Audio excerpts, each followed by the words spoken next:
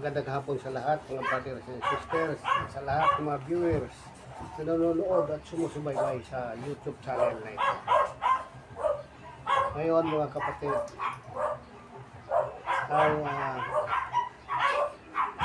i-share namin sa ngayon sa inyo ay isang panalangin. Ah,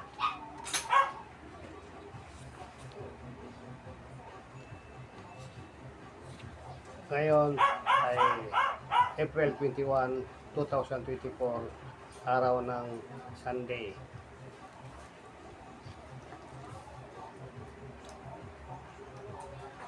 Heavenly Father, we gather before you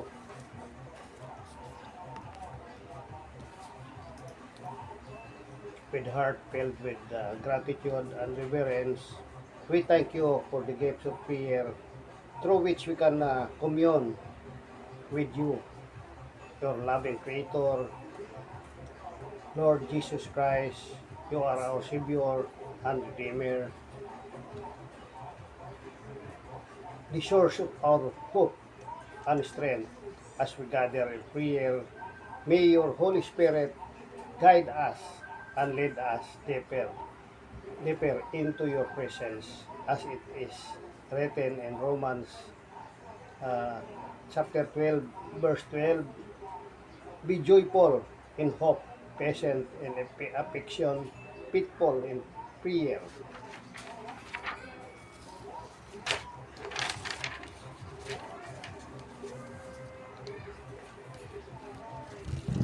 O Lord, in your presence we find comfort and peace in a world filled with trials and tribulation. You are our rock and fortress. Help us to trust in your promises and to surrender our burdens to you in your prayer. Your words remind us in Jeremiah 29:12, then you will call on me and come and pray to me, and I will listen to you. Precious Lord Jesus, you have called us to pray without ceasing.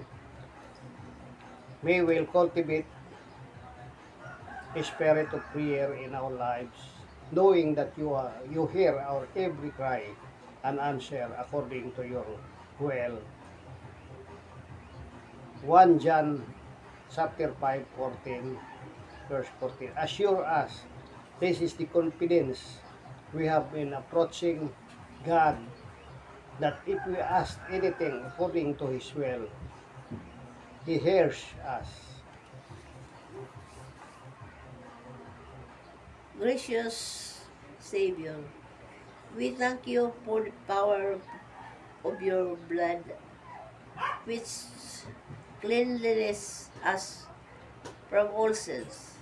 Help us to walk in the freedom and victory that you have won for us on the cross. Revelation 1:5-6, 1-5b-6 declares, to him who loves us and has praised us from our sins by the blood.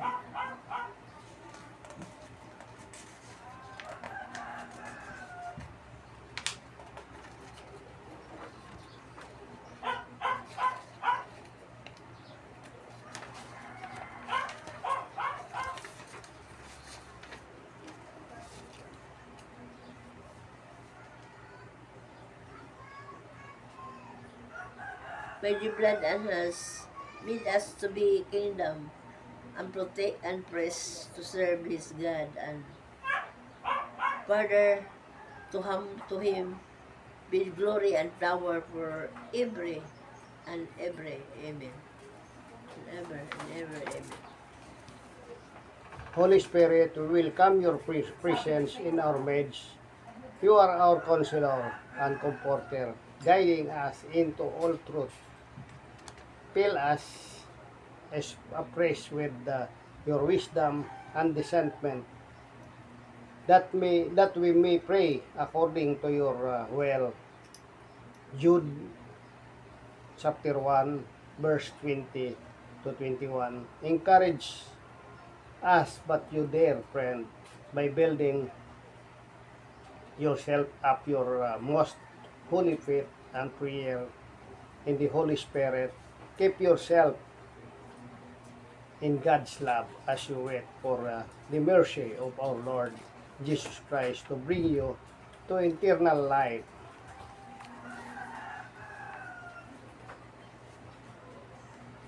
Lord, hear our prayers for those who are lost and hurting.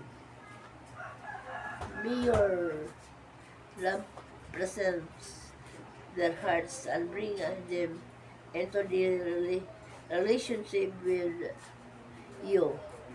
Use us as a channel of your grace, an instrument of your peace.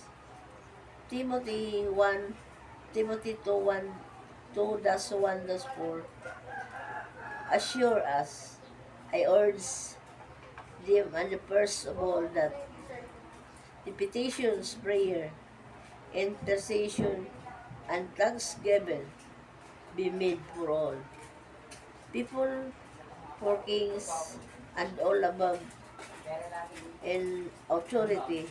We may be live peaceful and quiet, live in all godliness and homeless. This is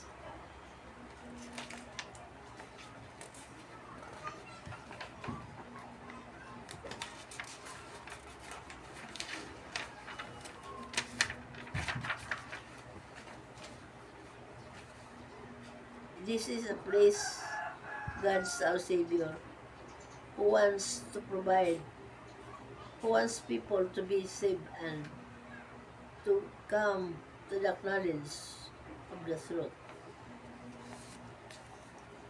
Heavenly Father, we lift up our families and loved ones to you. Surround them with your protection and fill them with your peace. Philippians chapter 4 verse 6, 7. Assure us, do not be anxious about anything, but in every situation, by prayer and petition, with thanksgiving, presence your request to God, and the peace of God, which transcends all understanding, will guard your heart and your minds in Christ Jesus.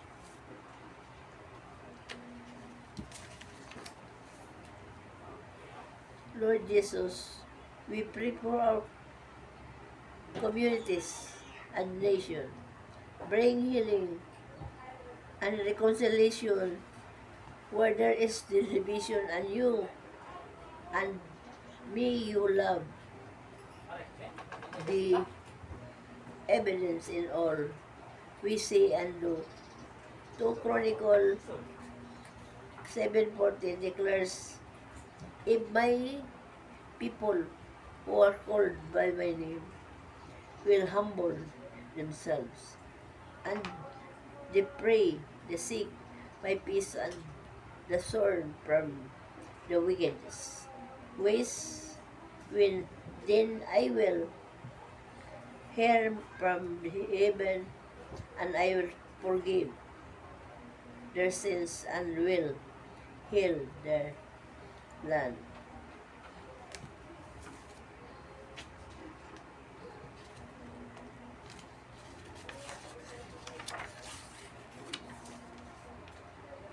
Holy Spirit, guide us in our daily lives and empower us to be witness for you. Help us to walk in obedience to your words and to live lives that bring glory to your name. Ephesians chapter 3 verse 20-21 remind us now to him who is able to do immeasurably more than all we ask of imagine according to his power that is at work with us. To him be glory in the church and in Christ Jesus throughout all generation forever and ever. Amen. Amen. Amen. Amen and amen. Hanggang dito na lang ang aming panalangin. Ah, magandang hapon sa inyong lahat at God bless to you all.